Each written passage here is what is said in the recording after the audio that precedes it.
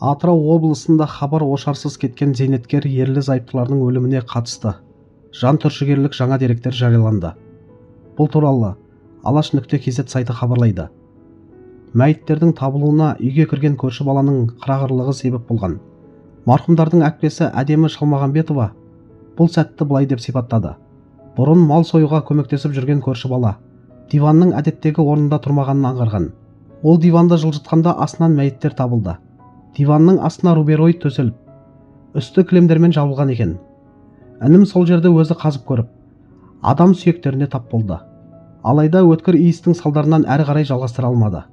Қазіргі таңда Атырау облыстық полиция департаменті тергеу амалдарын қарқынды жүргізіп жатыр. Тәртіп сақшыларының мәліметінше, 2 мәйіт табылған соң, тізімдегі іздеуде жүргендер санына түзету енгізілген. Полиция өкілдері жағдайды былай деп түсіндірді. 2 адамның сүйегі табылғаннан кейін іздеуде 4 адам қалды.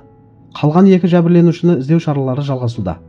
Сонымен қатар зейнеткерлердің кенже қызы хабар ошарсыз кеткен адам ретінде халықаралық іздеуге жарияланды.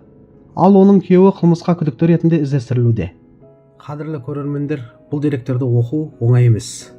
Атыраудағы бұл жағдай тек бір отбасының емес, тұтас қоғамның жанын түршіктіріп отыр. Көрші баланың байқампаздығы болмағанда, зейнеткер ерлі-зайыптылардың тағдыры әлі қанша уақыт беймәлім болып қала берер еді.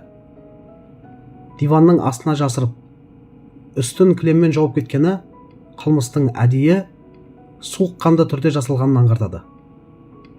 Бұндай жайттар адам санасына сыймайды.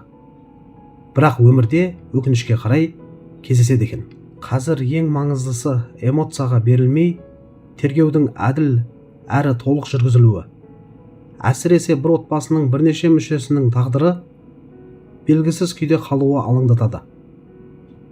Кенже қыздың халықаралық іздеуге жариялануы, ал күйеуінің күдікті ретінде қарастырылуы істің әлі талай қырын ашатынын көрсетеді. Бұл оқиға қоғамға бір-біріне бейжай қарамаудың, күдікті жағдайды көрсе, дер кезінде хабарлаудың маңызын тағы да дәлелдеді. Ақиқат кеш болса да ашылады деп сенейік. Ал кінәлілер заң алдында жауап беруі тиіс.